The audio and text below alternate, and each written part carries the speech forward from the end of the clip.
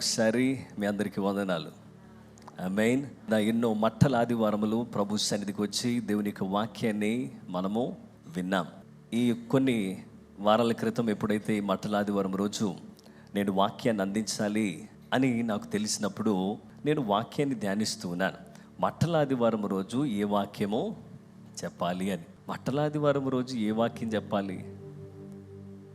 ఇంకొక ఆప్షన్ ఏమి? మట్టల ఆదివారం రోజు యేసు ప్రభువు వారు ఏమి చేశారో, ఆయన గాడిద పిల్లను ఎక్కి యెరూషలేముకు వచ్చిన సంఘటనే చెప్పాలి. అయితే ధ్యానిస్తూ ఉండగా ఎంతో ఆసక్తికరమైనటువంటి విషయాలు ఈ సంవత్సరంలో ధ్యానం చేస్తున్నప్పుడు దేవుడు నాకు తెలియజేసి ఉన్నాడు. ఆమేన్, హల్లెలూయా. ఆ విషయాలను మనము ధ్యానం చేద్దాం. ఇంకా పస్కా పండుగకు 6 దినాలు ఉందనగా యేసు ప్రభువారు బేతనీ గ్రామానికి వచ్చారు. బేతనీ గ్రామానికి యేసు ప్రభువారు ఎన్నోసార్లు తరచుగా వస్తూ ఉండేవారు. ఈ ప్రాంతానికి గ్రామానికి వచ్చినప్పుడు లాజరు చనిపోయి సమాధి చేయబడి 4 రోజులైంది. ఈ 4 రోజులైంది సమాధి చేయబడిన లాజరు దగ్గరికి యేసు ప్రభువారు వచ్చి ఆయన సమాధి దగ్గర ఉండి ఆయన ఏడ్చినట్లు మనం చూస్తాం, బాధపడ్డారు. ఈ రాతిని తొలగించండి అని చెప్పి ప్రభువుకు, అయ్యా నువ్వు నా ప్రార్థన ఎప్పుడూ ఆలకిస్తున్నావు, దాన్ని బట్టి మీకు వందనాలు, మీకు కృతజ్ఞతాస్తుతులు అని చెల్లించి లాజరు బయటికి రా అని చెప్పిన వెంటనే లాజరు బయటికి వచ్చాడు. ఈ సంఘటన వినిన వారు, చూచిన వారు ఆశ్చర్యపడి ఇదే వార్త ఆ బేతనీ ప్రాంతంలో, గ్రామంలో, యెరూషలేము పట్టణంలో అందరూ మాట్లాడుకుంటూ ఉన్నారు. యేసు ప్రభువారు చనిపోయిన వాడిని బ్రతికించాడు, లాజరు సమాధిలో ఉన్నాడు, బ్రతికాడు అనే వార్త అందరూ కూడా వింటూ ఉన్నారు.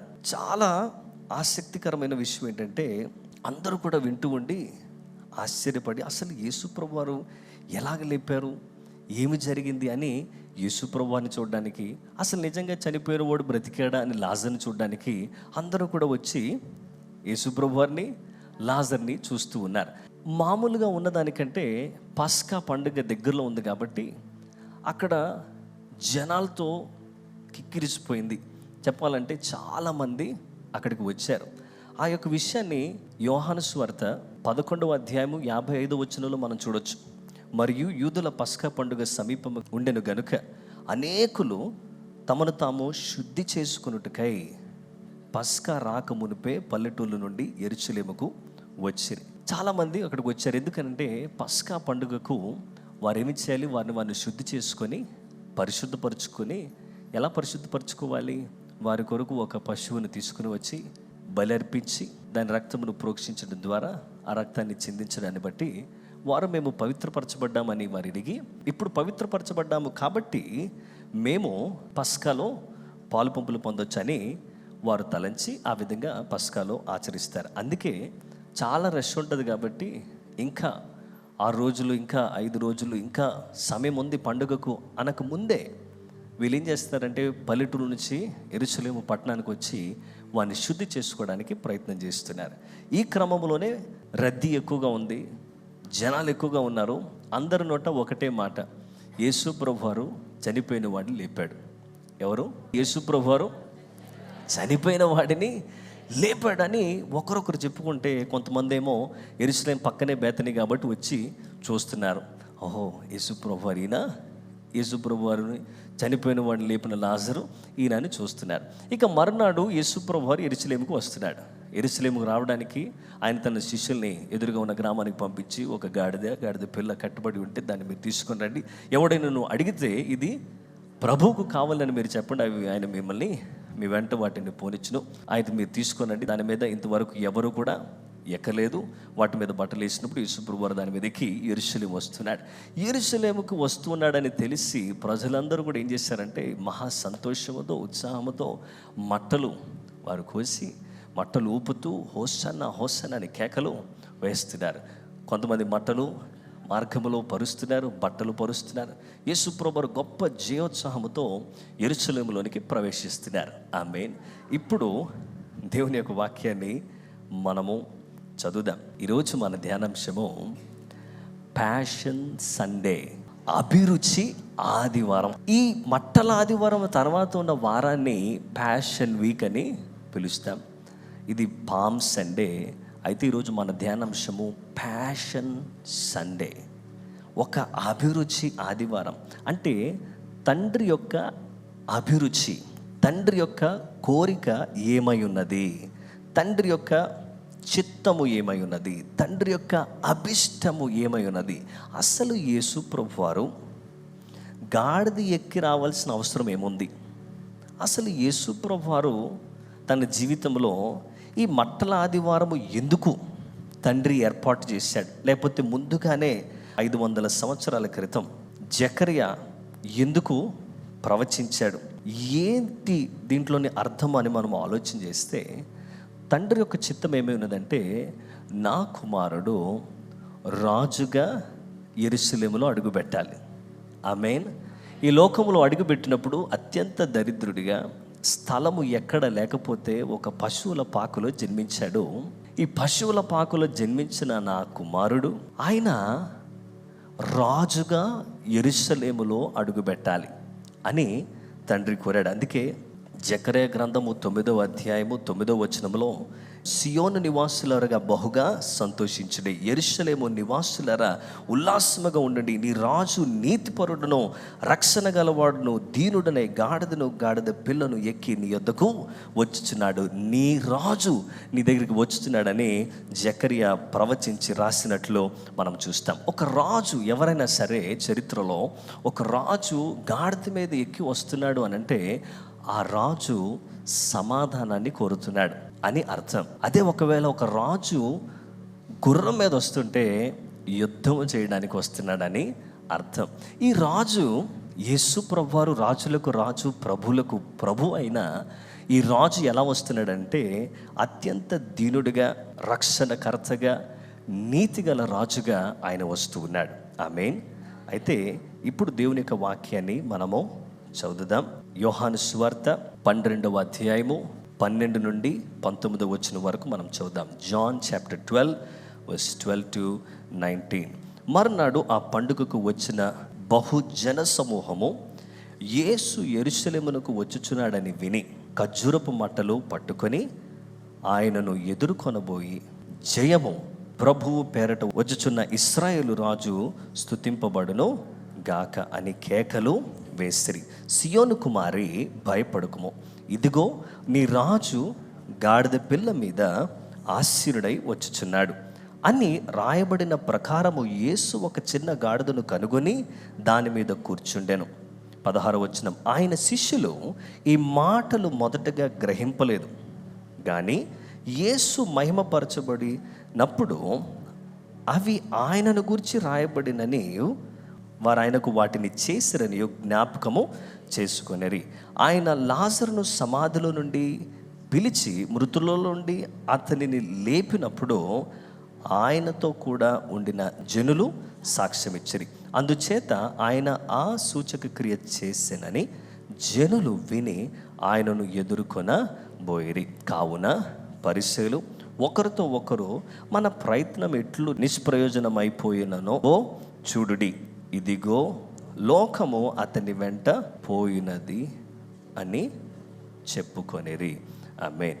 ఇంగ్లీష్లో కూడా చదువుదాం. John chapter 12 verse 12 to 19. The next day a great multitude that had come to the feast, when they heard that Jesus was coming to Jerusalem, took branches of palm trees and went out to meet him and cried out, Hosanna! Blessed is he who comes in the name of the Lord, the King of Israel. Then Jesus, when he had found a young donkey, sat on it, as it is written, Fear not, daughter of Zion, behold, your king is coming, sitting on a donkey's colt. His disciples did not understand these things at first, but when Jesus was glorified, then they remembered that these things were written about him, and that they had done these things to him. Therefore the people who were with him when he called Lazarus out of his tomb and raised him from the dead bore witness. For this reason the people also met him, because they heard that he had done these signs. The Pharisees therefore said among themselves, You see that you are accomplishing nothing. Look, the world has gone after him. ఆమేన్. అయితే ఇక్కడ యేసుప్రభు వారు ఇందాక మనం చెప్పినట్లుగానే యేసుప్రభు వారు వస్తుంటే వారెంతో ఆయన ఎదుర్కొని సంతోషంగా వారు కేకలు వేస్తూ హోసన్న అని కేకలు వేస్తూ ఆయన మట్టలు ఊపుతూ వారు మట్టలు పరుస్తున్నారు, బట్టలు పరుస్తున్నారు.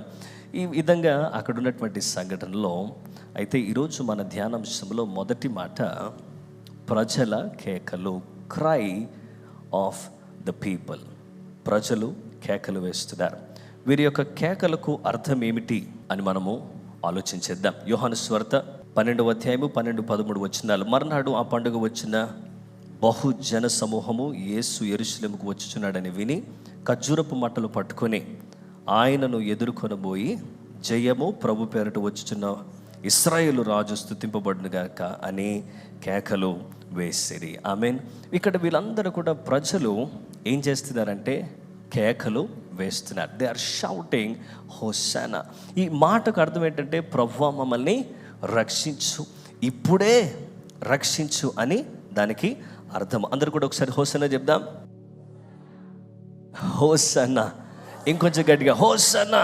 వారందరూ కూడా ఎంత గట్టిగా శబ్దంతో కేకలు వేస్తున్నారంటే మెస్సయ్యా మమ్మల్ని రక్షించు. యేసు ప్రభువుని చూచి ఈ ప్రజలందరూ కేకలు వేయడానికి గల కారణం ఏంటంటే వారికి ఎక్కడో అనిపించింది, మనం మెస్సయ్య కొరకు ఎదురు చూస్తున్నాము, ఇతనే మెస్సయ్య, ఇతనే రాజు అని, ఇశ్రాయేలు రాజు స్తుతింపబడును గాక అని కేకలు వేస్తున్నారు. వారు సంతోషంతో జయోత్సాహంతో ఒక యుద్ధము గెలిచిన వారు ఏ విధంగా ఆర్భాటము చేస్తారో ఆ విధంగా వారు ఎంతో శబ్దమెత్తి గొంతెత్తి కేకలు వేస్తూ హోసానా హోసానా అని వారు కేకలు వేస్తున్నారు. ఈ కేకలకు అర్థం ఏంటంటే అయ్యా మమ్మల్ని రక్షించు, మమ్మల్ని తప్పించు, మమ్మల్ని ఈ యొక్క పరిస్థితుల నుండి మమ్మల్ని విడిపించు, మాకు రక్షణ దయచే అని వారు కేకలు వేస్తున్నారు. కీర్తనలు 118 కీర్తన 25-26 వచనంలో చూస్తే యెహోవా దయచేసి నన్ను రక్షించుము, యెహోవా దయచేసి అభివృద్ధి కలిగించుము, యెహోవా పేరట వచ్చువాడు ఆశీర్వాదముందును గాక, యెహోవా మందిరములో నుండి మేము దీవించుచున్నాము. యెహోవా దయచేసి నన్ను రక్షించుము, దయచేసి అభివృద్ధి కలిగించుమని వీరు కేకలు వేస్తున్నట్లు మనం చూస్తాం. ఈ యొక్క కేకకి ఏంటంటే దే ప్రేయర్ సాంగ్. వారి యొక్క హృదయంలో ఉన్నటువంటి వేదనతో వారు ఈ విధంగా మాకు రక్షణ కావాలి, కాపాడండి.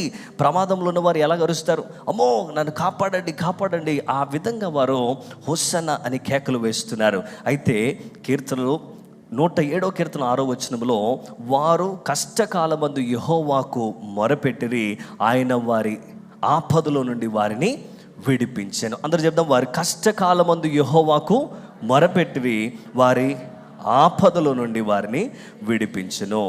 దేవుడు ఎలా విడిపిస్తాడంటే ఆయన తన వాక్కును పంపి వారిని బాగు చేసి ఆయన వారు పడిన గుంటలో నుండి వారిని విడిపించెను అని కూడా కీర్తన 107 కీర్తన 20వ వచనంలో మనం చూస్తాం. అయితే ఇక్కడ యేసు ప్రభువారు ఈ యొక్క కేకలు వింటూ ఉన్నారు. విని ఆయన ఊరుకునే ఉండలేదు, ఆయన విడిపించడానికి వచ్చాడు. ఆమేన్. ఈ కేకలకు ఆయన జవాబు ఇవ్వాలని, మొరకు ఆయన జవాబు దయచేయాలని యేసు కోరుతున్నాడు. అయితే ఇక్కడ ఉన్నటువంటి ప్రజలు వారి యొక్క ఆలోచనలు ఎలాగున్నాయనంటే మేము రోమా ప్రభుత్వం కింద ఉన్నాం. అప్పుడున్నటువంటి చరిత్రలో వాళ్ళు చూసుకున్నట్లయితే ఈ యూదులు అనబడిన వారు, ఈ ప్రజలందరూ కూడా రోమా సైన్యం కింద, రోమా ప్రభుత్వం కింద వారు అణిచివేయబడుతున్నారు. నిజముగా అణిచివేయబడుతున్నారు. వారికి ఎలాంటి స్వేచ్ఛ లేదు. ఎంత కష్టపడినా ఎంత సంపాదించినా అవన్నీ కూడా పన్ను రూపంలో, ట్యాక్స్ రూపంలో చెల్లించాల్సి వస్తుంది. కొంతమంది అయితే పన్ను చెల్లించడానికి అప్పు చేసి మళ్ళీ పన్ను చెల్లించడానికి అప్పు మీద అప్పు చేసి వారికి ఉన్నది అంతా కూడా కోల్పోతున్నారు. అంతగా అణిచివేయబడుతున్నారు. ఇలాగా ఉన్న సమయంలో యూదుల్లోనే మరొక గుంపు ఉంది. వారేంటంటే ఈ రోమా సైనికులను మనం ఎలాగైనా ఎదిరించాలి, వీళ్ళ యొక్క క్రూరత్వానికి అంతు లేకుండా పోతుందని వారిని ఎదిరించడానికి ఒక గుంపు ఉంది. ఆ గుంపు వారు ఏం చేస్తున్నారు, ఎవరైతే పన్ను కట్టకపోతే వాళ్ళు వచ్చి ఏదైనా చేయొచ్చు, ఏమన్నా చేయొచ్చు, వాళ్ళ ప్రాణానికి ప్రమాదం ఉంది కాబట్టి ఏదో ఒకటి చేసి అప్పో చేసి వాళ్ళు పన్నులు చెల్లిస్తున్నారు, ట్యాక్సెస్ కడుతున్నారు. ట్యాక్సెస్ కట్టిన తర్వాత ఈ గుంపు వచ్చి అసలు నువ్వు పన్ను ఎందుకు కడుతున్నావు, వాళ్ళు ఎదిరించాలని మేము చూస్తుంటే పన్ను ఎందుకు కడుతున్నాం, వీళ్ళు వచ్చి వీళ్ళు హింసిస్తున్నారు. వాళ్ళు అటు కాదు ఇటు కాదు అణిచివేయబడుతున్నారు, నల్లగొట్టబడుతున్నారు. వీరి దృష్టి అంతా కూడా ఏముందంటే ఈ రాజు మమ్మల్ని ఈ పరిస్థితి నుంచి గట్టెక్కిస్తే చాలు అనుకుంటున్నారు అని కేకలు వేసి, మెస్సయ్యా మమ్మల్ని రక్షించు, మాకు ఈ ప్రమాదం ఉంది, ఈ పరిస్థితి నుంచి విడిపించు అని వారు కేకలు వేస్తున్నారు. కానీ యేసు ప్రభువు వచ్చింది ఎందుకు తెలుసా? ఆమేన్, హల్లెలూయా. యుద్ధం చేయడానికి, రోమా సైన్యముతోటి వారి మీద యుద్ధము చేసి, వారి మీద దండయాత్ర చేసి, వారిని సమస్తం నాశనం చేసి వీరిని స్వేచ్ఛగా విడిపించడానికి కాదు. కానీ యేసు ప్రభువు వచ్చింది ఎందుకంటే వారు మొరపెడుతున్నారు, వారి కేకలు వేస్తున్నారు. వారికి కూడా తెలీదు దేవుడు వారిని సంపూర్ణంగా విడిపించడానికి వచ్చాడు. ఆమేన్. వాళ్ళు చూస్తున్న దానిని బట్టి కాదు, వారికి తెలియని వారి పాపమును తీసివేయడానికి, పాపం నుండి వారిని, శాపము నుండి వారిని సంపూర్ణంగా విముక్తి చేయడానికి యేసు ప్రభువారు రాజుగా వస్తున్నాడు. హల్లెలూయా, ఆమేన్. యేసు రాజుగా వచ్చుచున్నాడు. ఇప్పుడు వరకు కూడా వాళ్ళు ఎవరు కూడా తెలుసుకోలేదు ఈయన ఎవరు అని. అంటే ఎదిగో మరియ కుమారుడే కదా, ఆ వడ్రంగివాడి కుమారుడే కదా, ఇతని దగ్గరికి వెళ్తే బాగవుతుంది, స్వస్థపరుస్తున్నాడని ఆ విధంగా మాట్లాడుకుంటున్నారు. యేసుప్రభు వారు ఒక ప్రవక్త అని, లేకపోతే మరొక బాప్తిసం ఇచ్చి యోహాన్ అని, ఇంకెవరు అని చెప్పుకుంటున్నారు. కానీ ఈ దినము మాత్రం ఆయన రాజు అని ప్రజలు ఒప్పుకుంటున్నారు. హల్లెలూయా. వారు కేకలు ఎలాగున్నాయనంటే ఇదిగో రాజు, ఇశ్రాయేలు రాజు స్తుతింపబడును గాక అని రాజుగా ఆయన కేకలు వేస్తున్నారు. ఆమేన్. తండ్రి అభిష్టం ఏమంటే, తండ్రి అభిరుచి ఏంటంటే నా కుమారుడు రాజుగా ప్రజలు గుర్తించాలి. హల్లెలూయా. రాజుగా గుర్తించాలి. రాజు ఏమి చేయగలడంటే ఈ భూలోకములో ఉన్న రాజులు చేయలేని పని ఈ రాజు చేయగలడని ప్రజలు తెలుసుకోవాలని తండ్రి అభిరుచి, తండ్రి యొక్క బలమైన కోరిక ఉన్నది. అయితే ప్రజలకు అర్థమైందనంటే అర్థం అవ్వలేదు. ప్రజలకి ఏమైనా అర్థమైందనంటే ఆ కొంతసేపు వరకే, ఈరోజు వరకే హోసన్నా హోసన్నా అని కేకలు వేశారు. 3 రోజులు అయిన తర్వాత 4వ దినాన సిలువ వేయండి అని కూడా కేకలు వేశారు. అర్థం అవ్వలేదు. కానీ మనం అర్థం చేసుకోవాలి. ఆమేన్. సరి అయిన సమయంలో మీరు మొరపెట్టినప్పుడు దేవుడు మీ మొరను అంగీకరిస్తాడు. వారు కష్టకాలములో యెహోవాకు మొరపెట్టిరి, ఆయన వారి ఆపదల నుండి వారిని విడిపించును. హల్లెలూయా. పొంచి ఉన్న ప్రమాదము మనకు తెలియదు, కానీ మనము కేకలు వేస్తే ఆయన తప్పించే దేవుడిగా ఉన్నాడు. హల్లెలూయా. ఇప్పుడు ఇశ్రాయేలు ప్రజలకి తెలియదు, వారు పాపంలో ఉన్నారు, దేవునికి దూరస్తులుగా ఉన్నారు, విగ్రహారాధనలో ఉన్నారు, వారికి నిజమైన విమోచన కావాలి అని తెలియదు. ఇప్పుడున్న కొద్దిపాటి సమస్యలు తొలగిపోతే చాలు అని కేకలు వేస్తున్నారు. కానీ ఆయన నిత్యము ఉన్నటువంటి ఆ శాపాన్ని కొట్టివేయడానికి వస్తున్నాడు. హల్లెలూయా.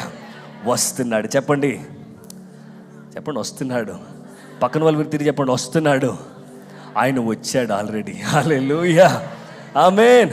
వస్తున్నాడు యేసుదేవుడోయమ్మ, వెడలొస్తున్నాడు యేసుదేవుడోయమ్మ, వస్తున్నాడు ఓయమ్మ. ఆమేన్, హల్లెలూయా. పాటలు పాడుకుంటూ పోతే సమయం అయిపోద్ది. ఆయన వస్తున్నాడు, ఆయన వచ్చి ఉన్నాడు. ఇశ్రాయేలు ప్రజలు తెలుసుకోలేదు. కేకలైతే వేశారు. ఈ కేకలలో ఉన్న వారికి తెలియకపోయినా దేవుడు ఏం చేయడానికి వస్తున్నాడంటే, రెండో మాట, యేసు ఆదరించడానికి వస్తున్నాడు. హల్లెలూయా.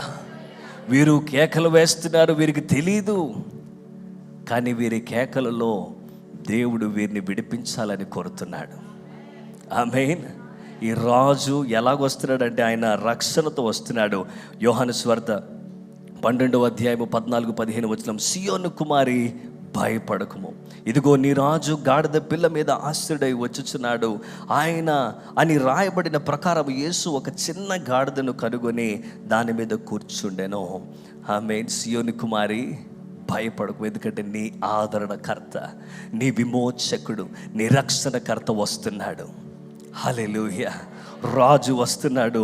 ఈ వస్తున్న రాజు ఎలాగొస్తున్నాడు అని అంటే, ఆయన నిన్ను చేరుకోవడానికి వస్తున్నాడు. నువ్వు జిగటగల ఊబిలో కూరుకుపోయి ఉంటే నిన్ను లేవనెత్తడానికి వస్తున్నాడు, నిన్ను తప్పించడానికి వస్తున్నాడు, నిన్ను ఉజ్జీవింప చేయడానికి వస్తున్నాడు. Amen, hallelujah. King is coming to reach, rescue and revive. ఇదే మన చర్చ్ మిషన్. క్యాలెండర్లో చూస్తే మీకు కనిపిస్తుంది, reach, rescue and revive. Zechariah గ్రంథం 9:9 రాసినట్లుగా, ఇదిగో నీ రాజు నీతిపరుడును, రక్షణ గలవాడును, దీనుడునై గాడిద పిల్లను ఎక్కి నీ యొద్దకు వచ్చుచున్నాడు. నీతిపరుడు, రక్షణ గలవాడు, దీనుడుగా ఆయన వస్తున్నాడు.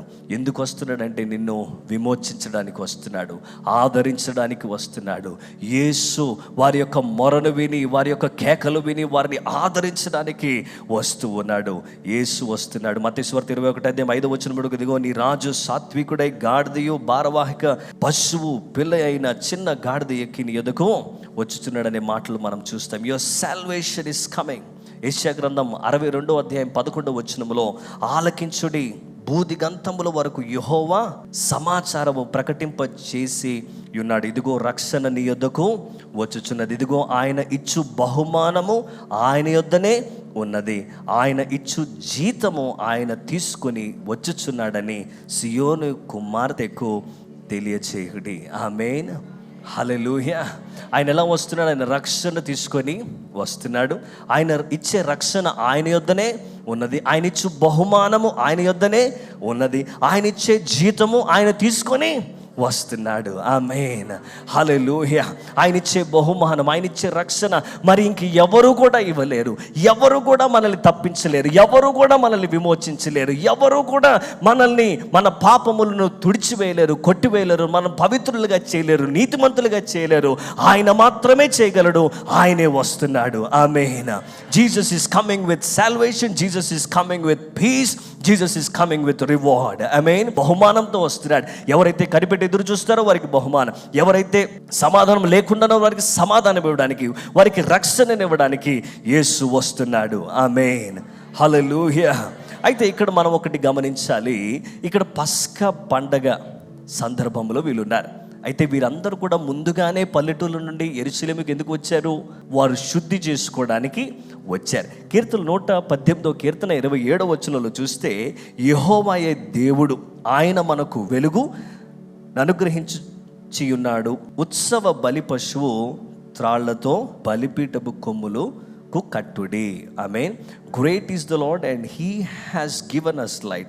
Bind the sacrifice with cords to the horns of the altar. ఈ ఉత్సవ బలి పశువును తాళ్లతో బలిపీఠపు కొమ్ములకు కట్టాలి. ఇప్పుడు పాత నిబంధన గ్రంథములో మనం చూసినట్లయితే వీరు శుద్ధీకరించబడడానికి వాళ్ళు ఏమి చేయాలి? ఒక పశువుని తీసుకుని వచ్చి వారు బలి అర్పించాలి. ఈ యొక్క బలిపీఠముకు 4 వైపులా కొమ్ములు ఉన్నాయి. ఆ ఫోటో ఒకసారి చూద్దాం.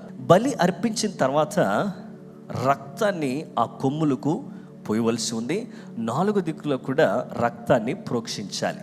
ఆ తర్వాతే ఈ యొక్క ప్రక్రియ యాజకుడు చేసి ముగించిన తర్వాతే ఎవరి పక్షాన్నైతే ఆ పశువు వధించబడిందో అప్పుడు వాడు శుద్ధి చేయబడినట్లు. ఇప్పుడు మనల్ని శుద్ధి చేయడానికి, మనల్ని విమోచించడానికి, మన పాపము నుండి విడిపించి మనల్ని ఆదరించడానికి వస్తున్న ఈ ఉత్సవ బలి పశువైన యేసు ప్రభువారు కూడా బలిపీఠాన్ని కొమ్ములకు కట్టివేయబడాల్సి ఉన్నది. ఆయన నిజముగానే సిలువ అనే బలిపీఠానికి కట్టివేయబడ్డాడు. ఆమేన్. ఆయన సిలువను మనం చూసినట్లయితే 4 కొమ్ములుగా దాన్ని మనం చూడొచ్చు. బలి అర్పించిన తర్వాత 4 కొమ్ములకు కూడా రక్తాన్ని పూయవలసి ఉన్నది. ఇప్పుడు ఒక కొమ్ము ఒక చేతి దగ్గర ఉంటే దానితో యేసుప్రభు వారు మేకులు కొట్టారు. ఆ కొమ్ము రక్తముతో తడిసింది. రెండవది వైపు చూస్తే చేతికి వారు మేకును కొట్టారు, ఆ కొమ్ము కూడా తడిసింది. ఇక కాళ్ళకి కూడా మేకులు కొట్టారు, ఆ కొమ్ము కూడా తడిసింది. ఇక మిగిలింది తల, ముళ్ళ కిరీటం పెట్టారు, ఆ కొమ్ము కూడా రక్తముతో తడిసింది. సంపూర్ణంగా దేవుడు మనల్ని విమోచించడానికి వస్తున్నాడు. హల్లెలూయా. ఏదైతే ఈ ప్రజలందరూ కూడా వారి వారి పనులన్నీ విడిచిపెట్టి పస్కాను ఆచరించడానికి యెరూషలేము పట్టణానికి వచ్చి వారు శుద్ధి చేసుకోవాలని చూస్తున్నారో, ఈ ఉత్సవ బలి పశువు అయిన యేసు ప్రభువారు ఎలాగొస్తున్నారంటే యెరూషలేముకు కట్టివేయబడ్డానికి వస్తున్నారు. ఆయన కట్టివేయబడితే మనకున్న కట్లను విడిపించడానికి, విమోచించడానికి ఆయన వస్తున్నాడు. ఆమేన్. అసలు మనము ఎందుకు ఈ బలిపీఠము కొమ్ములకు కట్టబడాలి, ఎందుకు ఈ బలిపీఠం యొక్క కొమ్ములకు రక్తము పూయబడాలి అని మనం ఆలోచన చేస్తే, ఇర్మియా గ్రంథము 17వ అధ్యాయం మొదటి 2 వచనాలు మనం చదువుదాం. జెర్మయా చాప్టర్ 17:1-2. వారి కుమారులు తాము కట్టిన బలిపీఠములను ప్రతి పచ్చని చెట్టు క్రిందనున్న దేవతా స్తంభములను జ్ఞాపకము చేసుకొనుచుండగా యూదా పాపము ఇనుపగంటముతో వ్రాయబడి ఉన్నది, అది వజ్రపు మొనతో లిఖింపబడి ఉన్నది, అది వారి హృదయములన్నిటి పలకల మీదను చెక్కబడి ఉన్నది, మీ బలిపీఠపు కొమ్ముల మీదను చెక్కబడి ఉన్నది. యూదా పాపము హృదయము మీద, అలాగే బలిపీఠములు కొమ్ముల మీద చెక్కబడి ఉన్నది, లేకపోతే వారి పాపము బలిపీఠములు కొమ్ముల మీద ఉన్నది. ఇక్కడ మనం ఈ యొక్క మొదటి వచనములో మనం చూసినట్లయితే, ప్రతి పచ్చని చెట్టు క్రిందనున్న దేవతా స్తంభములను వారు ఇశ్రాయేలు ప్రజలు జ్ఞాపకం చేసుకొని చుండగా మనం ఏం చూడొచ్చు అంటే, ఇర్మియా గ్రంథం 2వ అధ్యాయం 26వ వచనంలో మనం చూస్తే, ఇశ్రాయేలు ప్రజలు దేవుని ఆరాధిస్తూనే వారు తమకు ఏం చేస్తున్నారంటే విగ్రహాలు చేసుకొని ఒక అషీరా అనే దేవతను వారు పూజిస్తూ ఉన్నారు. ఈ దేవత మాకు సంతానం కలుగు చేస్తుందని, ఈ దేవత ద్వారా మేము పుట్టామని వారు వారికి బలిపీఠములు కట్టుతూ, బలిపీఠముల దగ్గర వాడి యొక్క ప్రతిమలు చెక్కుతూ, ఆ విధంగా ఉన్నప్పుడు పాత నిబంధన గ్రంథంలో కొన్ని అధ్యాయాల్లో ఆ యొక్క బలిపీఠాలను కూల్చివేయబడ్డాం, అవన్నిటిని కూడా మనము చూస్తుంటాం. ముఖ్యంగా అయితే ఈ బలిపీఠములు కొమ్ముల మీద దేవుని బిడ్డలు అనబడుతున్న వారి పాపములు రాయబడి ఉన్నది. ఇది ఇర్మియా గ్రంథం 2వ అధ్యాయంలో కూడా ఒకసారి మనం చూద్దాం. ఎందుకు ఇలాగ వీరు ఆలోచన చేస్తుంటే వీరి పాపం ఇక్కడ రాయబడి ఉన్నది. 2వ అధ్యాయం 26వ వచనం, దొరికిన దొంగ సిగ్గుపడినట్లు ఇశ్రాయేలు కుటుంబము వారు సిగ్గుపడుదురు. నీవు మా తండ్రివని మ్రానుతోనూ, నీవు నన్ను పుట్టించితివని రాతితోనూ చెప్పుచు వారును వారి రాజులను, వారి అధిపతులను, వారి యాజకులను, వారి ప్రవక్తలను అవమానము నొందుదురు. వారు నా తట్టు ముఖము త్రిప్పుకొనక నీవు వీపునే త్రిప్పుకొనిరి, ఆయనను ఆపత్కాలములో లేచి మిమ్మను రక్షింపమని వారు మనవి చేయుదురు. వీళ్ళు ఏం చేస్తున్నారు? మ్రానును అంటే చెట్టును చూసి నీవు మా తండ్రివి, రాతిని చూసి నువ్వు మమ్మల్ని పుట్టించావని వీరు పూజిస్తూ ఉన్నారు. దేవుని బిడ్డలు, మాకు విమోచన కావాలి, మేము శుద్ధి చేసుకోవాలని వచ్చి వీరేం చేస్తున్నారంటే, రాయిని చూసి నువ్వు మా దేవుడివి, నువ్వు మా తండ్రివి, ఏమంటారు, మమ్మల్ని పుట్టించిన వాడు నువ్వే అని చెట్టుకి రాయికి మొక్కుతూ ఉన్నారు. దేవుడు వీరి పాపమును ఏం చేశాడంటే ఈ కొమ్ముల మీద రాశాడు. ఈ కొమ్ముల మీద రాయబడినటువంటి పాపాన్ని తుడిచివేయడానికి యేసు ప్రభువారు బలిపీఠపు కొమ్ముల మీద ఆయన కట్టబడి ఆయన రక్తాన్ని, స్వరక్తాన్ని చిందించిన వాడిగా ఉన్నాడు. హల్లెలూయా. అంటే ఇప్పుడు ఆయన ఇస్తున్న ఆదరణ ఎలాంటిదనంటే, మనము ఊహించని ఆదరణ దేవుడు మనకు దయచేస్తున్నాడు. సంపూర్ణంగా మన పాపమును తుడిచివేసి మన హృదయము, ఈ హృదయం మీద ఎలాగ వజ్రపు మొలతో ఆయన లిఖిస్తున్నాడు అనంటే, ఈ హృదయం ఎలాగైపోయిందనంటే రాతి వలె అయిపోయింది. ఈ హృదయం రాయిలాగా మారిపోతే దాని మీద పాపం ఉన్నది. ఈ కఠినమైన హృదయం మీద ఉన్న పాపాన్ని, పాప జీవితాన్ని దేవుడు సంపూర్ణంగా తుడిచివేస్తున్నాడు. ఆమేన్, హల్లెలూయా. అసలు హృదయము అనేది మనందరికీ తెలుసు. ఇర్మియా గ్రంథం 17వ అధ్యాయం 9వ వచనంలో, హృదయము అన్నిటికంటే మోసకరమైనది, అది ఘోరమైన వ్యాధి కలది, దాన్ని గ్రహించగలవాడెవడు? ఆమేన్. ఒకరి ప్రవర్తనను బట్టి వాని క్రియల ఫలములు చొప్పున ప్రతీకారము చేయుటకు యెహోవా అను నేను హృదయమును పరిశోధించువాడును, అంతరింద్రియములను పరీక్షించు వాడును. ఆమేన్, హల్లెలూయా. హృదయం ఎంత ఘోరమైంది, ఎంత కఠినమైంది. ఈ హృదయములో ఉన్నటువంటి పాపము, ఈ బలిపీఠపు కొమ్ముల మీద యూదావారి పాపమును సంపూర్ణంగా తుడిచివేసి మిమ్మల్ని ఆదరించడానికి, విమోచించడానికి వస్తున్నాను.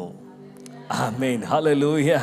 అందుకే బాప్తిసం ఇచ్చి యోహాను సువార్త 1:29 ఎప్పుడైతే యేసు రావడం ఆయన చూశాడో, ఆయన చెప్పిన మాట ఏంటంటే, ఇదిగో లోక పాపములు మోసుకొని పోవు దేవుని గొర్రెపిల్ల.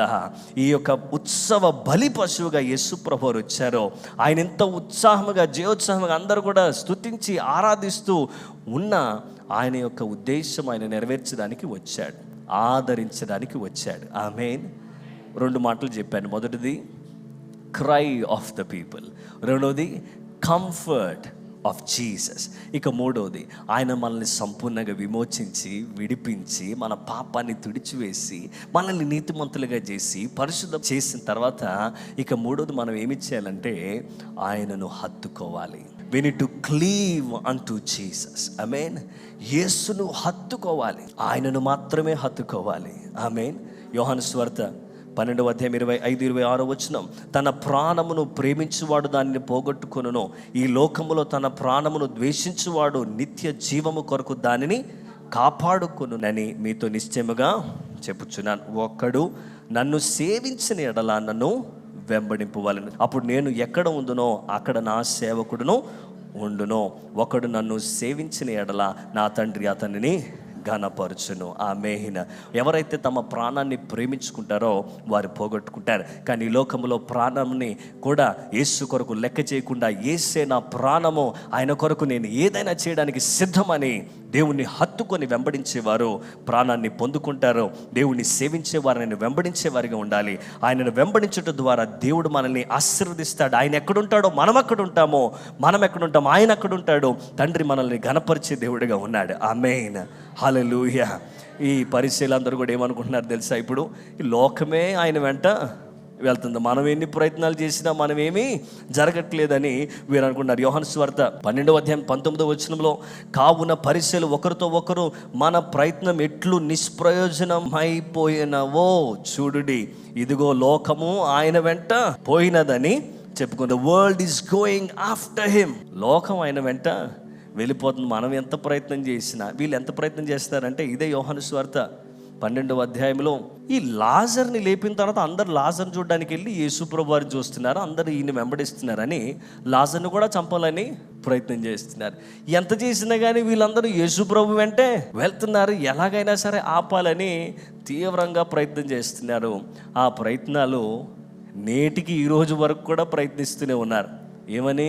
యేసు ప్రభువుని వెంబడించకుండా ఆపాలని. అంతేనా? యేసు ప్రభువుని వెంబడించకుండా ఆపాలని నేటికి అప్పటి నుండి ఇప్పుడు వరకు ప్రయత్నాలు చేస్తూనే ఉన్నారు. ఆ ప్రయత్నాలు చేస్తున్నారు కాబట్టి నేను కూడా ఇక్కడున్నప్పుడు ఇలాగా, అక్కడున్నప్పుడు అలాగా ఉంటాను పాస్టర్ గారు అంటే, మీరు కూడా ఎలాంటి వారు తెలుసా? హోస్సార్ నన్ను కేకలేసి 3 రోజుల తర్వాత సిలువేసేంటి అయిపోద్దని మూర్ఖులు అరిచినట్లుగా అరవడం అనమాట. అంటే ఆదివారం వచ్చి చక్కగా ఆరాధన చేసి, దేవానికి స్తోత్రం, నీ రక్తంతో నన్ను కడిగేసాయి, పవిత్రపరచు అని ప్రభు బలలో పాలుపొబులు పొంది వెంటనే వెళ్ళి మీకు ఇష్టానుసారంగా మీరు చేస్తూ ఉంటే ఎన్నిసార్లు మనం ఆయనకు సిలువేస్తున్నామో ఆలోచించండి. వీరు గ్రహించలేదు ఆయన రాజుగా వస్తున్నాడు. మనము ఏదో తాత్కాలికమైనటువంటి సమస్యల కోసం మనం మొరపెడుతూ ఉంటే ఆయన సంపూర్ణంగా మనల్ని విడిపించడానికి, శాశ్వతంగా విడిపించి ఆయన ఎక్కడుంటాడో అక్కడ మనల్ని ఉండేటట్టు చేయడానికి వస్తున్నాడు ఈ రాజు అని గ్రహించలేదు. గ్రహించలేకుండా హోసన్నా అని కేకలు వేశారు, వాళ్ళే సిలువేయండి అని కూడా కేకలు వేశారు. ఇప్పుడు మందిరానికి వస్తున్న మనం, దేవునిని వెంబడిస్తున్న మనం, దేవుని పిల్లలు అనబడుతున్న మనం సంతోషంగా దేవుని ఆరాధిస్తున్నాం. దేవుని ఆరాధనలతో మనము కేకలు వేసి దేవుని స్తుతిస్తూ ఉన్నాం. దేవా నన్ను రక్షించు, ప్రస్తుతం ఒక సమస్య ఉందని ఆ సమస్య కొరకు ప్రార్థన చేసి దేవుడు ఏమీ చేయకపోయేసరికి ఇక అయిపోయింది, దేవుడు లేడు, ఎవరు లేరు అనే స్థితికి వెళ్ళిపోయేవారుగా ఉంటారు. కొంతమంది కొన్నిసార్లు సడన్గా సంఘంలో వస్తారు, సడన్గా చాలా ఆసక్తి కనపరుస్తారు.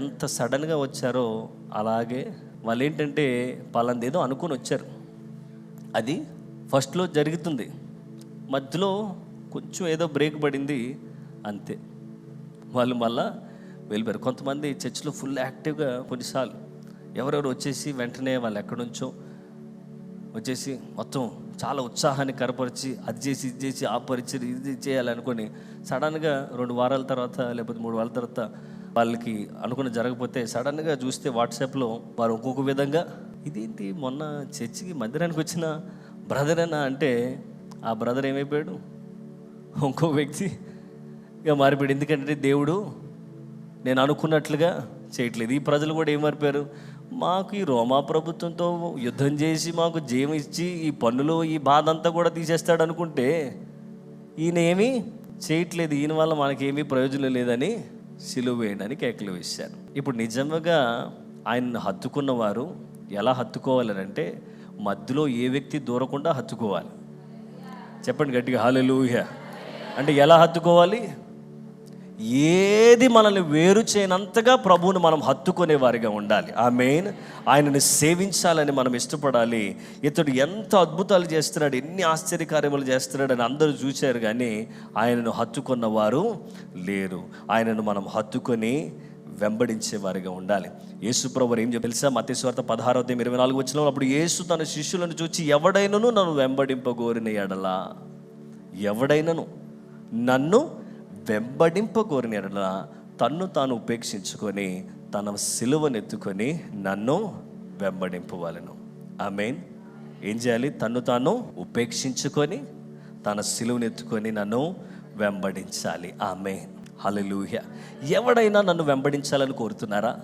ఎవరైనా నన్ను హత్తుకోవాలని కోరుతున్నారా? అయితే మీరు చేయవలసిన పని ఏంటంటే మిమ్మల్ని మీరు ఉపేక్షించుకొని మీ సిలువనెత్తుకొని నన్ను వెంబడించాలి. ఎవరైతే అలా చేస్తారో దేవుడు వారిని ఆశీర్వదిస్తాడు. ఒకడు నన్ను సేవించిన ఎడల నన్ను వెంబడించును. నేను దేవుని సేవిస్తున్నాను, నేను మినిస్ట్రీ టీంలో ఉన్నాను, నేను క్వైర్ టీంలో ఉన్నాను, వర్షిప్ టీంలో ఉన్నాను, ఆ టీంలో ఉన్నాను, ఈ టీంలో ఉన్నాను, దేవుని సేవిస్తున్నాను అంటే ఇవన్నీ కూడా పనులు మాత్రమే. దేవుణ్ణి సేవిస్తే ఆయనను వెంబడించే వారిగా ఉండాలి. వెంబడించడం అంటే నన్ను నేను ఉపేక్షించుకొని నా సిలువనెత్తుకొని ఆయనను నేను వెంబడిస్తాను. ఆయనను వెంబడించేవాడు నేనేం చేయాలంటే ఆయన మాటకు విధేయత నేను చూపించాలి, ఆయనకు లోబడి నేను ప్రవర్తించాలి. ఆమేన్. హల్లెలూయా. దేవుణ్ణి వెంబడించే వారిగా ఉండాలి, హత్తుకునే వారిగా ఉండాలి.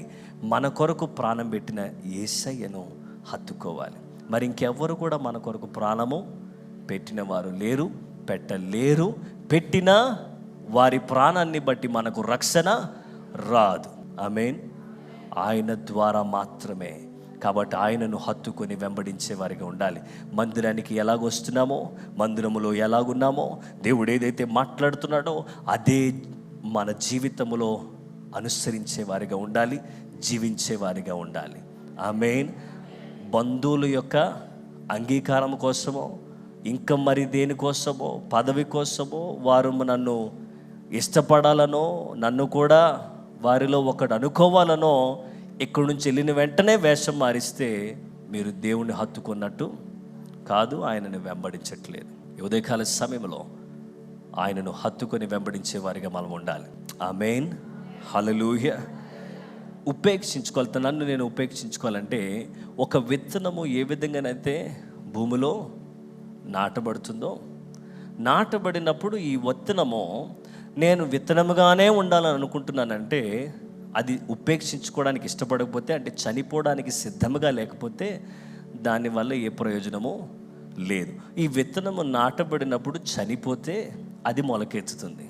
మొలకెత్తి ఎన్ని ఒడిదుడుకులకు వచ్చినా ఎదుగుతూ అది మొక్కగా ఉండి చెట్టుగా మారి, కాలం వచ్చినప్పుడు పూత పూసిన గాలి వస్తే పూత రాలిపోద్ది. అయినా సరే బలము తెచ్చుకొని ఓపిక తెచ్చుకొని అలాగే ఉంటూ ఆ పూత కాస్త ఉంది కదా అని అనుకునేసరికి పిందెగా మారి ఉంటే అవి కూడా రాలిపోగా, ఇదేంటి నా వల్ల ఏమీ ప్రయోజనం లేదు, ఇంత కష్టపడుతున్నా ఇంతకాలము శ్రమిస్తున్నాను అని అనుకుని నిరుత్సాహపడకుండా అలాగే బలముగా లోతుగా నాటబడి ఉంటే అది కాయలు కాయడం ప్రారంభిస్తుంది. హల్లెలూయా. ఆమేన్. ఇప్పుడు యేసు ప్రభువుని హత్తుకొని వెంబడించాలి అని అంటే, నన్ను నేను ఉపేక్షించుకోవాలి అని అంటే, ఒకరోజు చేస్తే సరిపోతుందా? ఒక నెల చేస్తే సరిపోతుందా? ఒక వారం చేస్తే సరిపోతుందా? నా జీవితకాలం చేసినా సరిపోదు. ఆమేన్. ఆయన హత్తుకొని వెంబడించినప్పుడు నన్ను నేను ఉపేక్షించుకోవాలి. ప్రతిదినము నన్ను నేను ఉపేక్షించుకుంటే నేను ఎదుగుతాను. చెప్పండి, నేను ఎదుగుతాను. ఎప్పుడు ఎదుగుతాను? ఉపేక్షించుకున్నప్పుడు ఎదుగుతారు. నేను కాదు ప్రభువా నీవే అని చెప్పినప్పుడు ఎదుగుతాం. నేను అంటే ఏమి లేదు, అక్కడ అలాగే ఉంటాం. దేవా నేను కాదు తండ్రి మీరే అని అంటే అప్పుడు ఎదుగుతాం. ఆమేన్, హల్లెలూయా. నన్ను సేవించగోరిన వాడు నన్ను వెంబడించాలి. ఆమె నన్ను వెంబడించాలంటే నిన్ను నువ్వు ఉపేక్షించుకొని నడవాలి. ఎప్పుడైతే నేను కాదు ప్రభువా నీవే అని చెప్తామో మనం ఎదుగుతాం. ఎదుగుతున్నప్పుడు సవాళ్ళు ఎదురవుతాయి. మన పక్కనున్న వారు, మన సొంత వారే మనల్ని అణిచివేయాలని చూసినప్పటికీ కూడా ఏదేమైనా సరే నా ప్రభు నేను హత్తుకుంటాను అని చెప్పి మనం ఎదుగుతున్నప్పుడు పూత పూస్తాం. అబ్బా చూసావు ఎంత చక్కగా ఫ్లవర్స్ వచ్చినాయి, ఎంత చక్కగా పూత వచ్చిందని సంబరపడడానికి లేదు. గాలి వస్తుంది, పూత రాలిపోతుంది, అయినా సరే నిలకడగా ఉండాలి. ఆమేన్. అబ్బా సరే నేను ఇప్పుడు కాయలు కాసాను, కొంచెం చాలా చక్కగా ఉంది అని అనుకున్నా కానీ కాయలు కూడా కాయలు ఉన్నప్పుడు ఏం చేస్తారు చెప్పండి అందరూ? అబ్బా మీరు ఎవరి మీద ఇసరకండి. కాయలు ఉన్నప్పుడు ఏం చేస్తారు? రాళ్ళు ఇసురుతారు, మన మీద రాళ్ళు పడతాయి, శ్రమ వస్తుంది, అయినా సరే ఆయనను పట్టుకొని ఉంటే దేవుడు మనల్ని ఆశీర్వదిస్తాడు. హల్లెలూయా. ఈ నెలలో వాక్యం చూసారా మీరు? క్యాలెండర్లో ఏముంది? విత్తనము గురించి ఉంది. ఆమేన్, హల్లెలూయా. ఇస్సాకు ఆ దేశమందు విత్తనము వేసి ఆ సంవత్సరము 100 ఫలము పొందెను. యెహోవా అతనిని ఆశీర్వదించాను. అది కరువైనా, అది కష్టమైన, ఏదేమైనా సరే నేను నిలకడగా ఉంటాను, ప్రభువును హత్తుకొని జీవిస్తానంటే దేవుడు ఆశీర్వదిస్తాడు. ఇస్సాకు కరువులో ఉన్నప్పుడు విత్తనం ఉంటే తినొచ్చు కదా. కరువైనా సరే విత్తనాన్ని నాటాడు, 100 ప్రతిఫలం పొందాడు. కష్టంలో ఉన్నాను తండ్రి అని చెప్పకూడదు. ఏదేమైనా సరే నిన్నే హత్తుకొని జీవిస్తాను. హల్లెలూయా.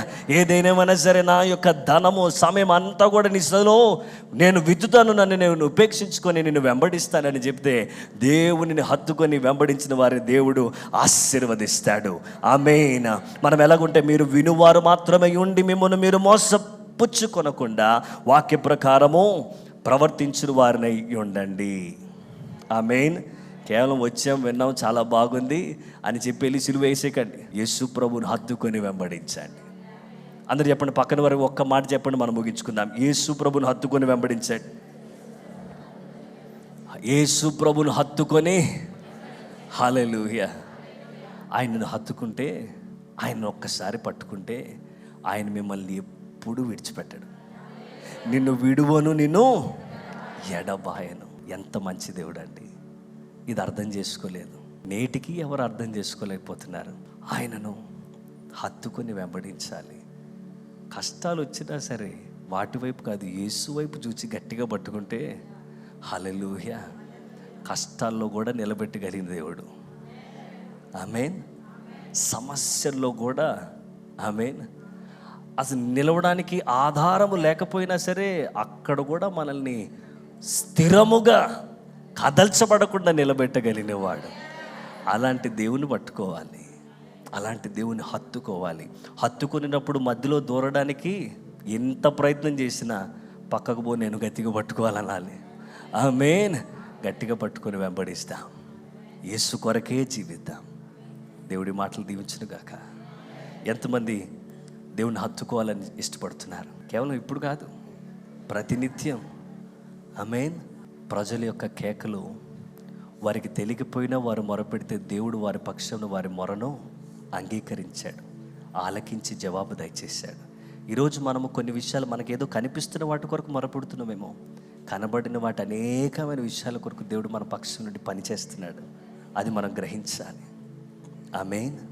దేవా నీవు నా విమోచకుడు, ఆదరణకర్తవు, నన్ను నూతనపరచు, పవిత్రపరచు, నీ కొరకు నేను జీవించాలి, నిన్ను హత్తుకొని వెంబడించాలి, నీ శక్తి నాకు దయచేయి అని మనం ప్రార్థన చేసుకుందాం. దేవుడి మాటలు దీవించును గాక.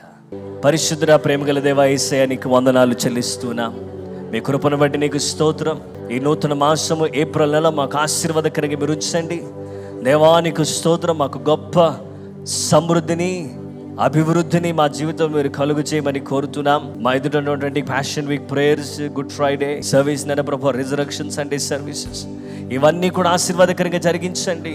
అనేక మందిని దేవా పట్టలేనంత జనమును నైనా ప్రభు మీరు నడిపించమని ప్రార్థన చేస్తున్నా. అద్భుతాలు చేయండి, ఆశ్చర్యమైన కార్యములు జరిగించండి దేవా, మేము నాయన ప్రభువా నీకు సమర్పించుకొని నిన్ను వెంబడిస్తూ నిన్ను హత్తుకొని జీవించడానికి సహాయం దయచేయండి. మీరు మాకు ఇచ్చిన చక్కటి సమయాన్ని బట్టి నీకు వందనాలు, ఆరాధనను బట్టి నీకు స్తోత్రం. దేవా, ఎందరికో లేని భాగ్యమును, లేని వారి కొరకే మేము ప్రార్థన చేస్తున్న వారికి రక్షణ దయచేయండి. రక్షణ భాగ్యమును మీరు ప్రసాదించండి. ఎవరు బలహీనులుగా ఉన్న వారిని మీరు ముట్టండి, స్వస్థపరచండి, మంచి ఆరోగ్యము దయచేయండి. ఇక్కడి నుండి ప్రభువా మేము తిరిగి వెళ్ళుచుండగా నీ సమాధానము, ఆనందము, సంతోషం మమ్మల్ని నింపి దేవా పొందుకున్న వారి వలె మేము ఇక్కడి నుంచి తిరిగి వెళ్ళటకు సహాయం దయచేయండి. యేసు శక్తిగల నామములో ప్రార్థన చేసి అడుగుచున్నాము తండ్రి.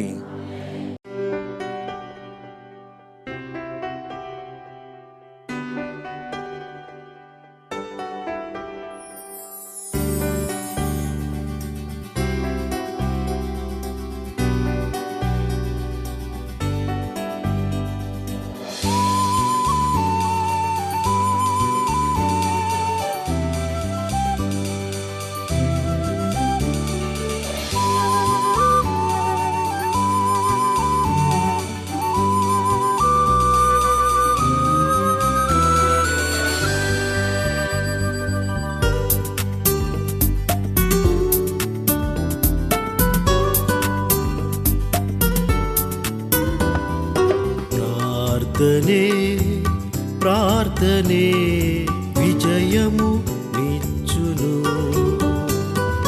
ప్రార్థనయందు ఆసక్తి కలిగి ఉండుము.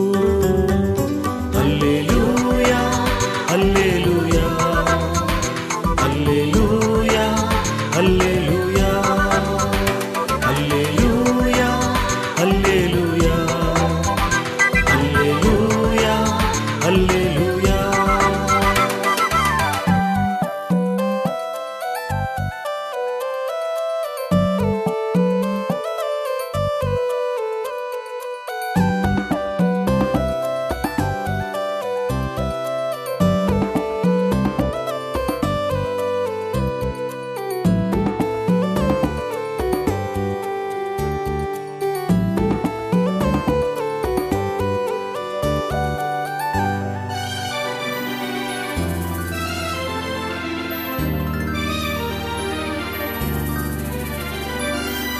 పెనూయేలులో యాకోబు ప్రార్థించగా కన్నీటిని తుడిచి ప్రభువు దీవించెగా.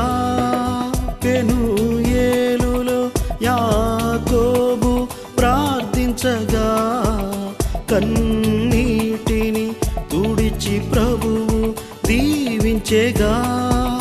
నీ పేరు ఇశ్రాయేలు, నీ భాగ్యము బహు గొప్పది. నీ పేరు ఇశ్రాయేలు, నీ భాగ్యము బహు గొప్పది.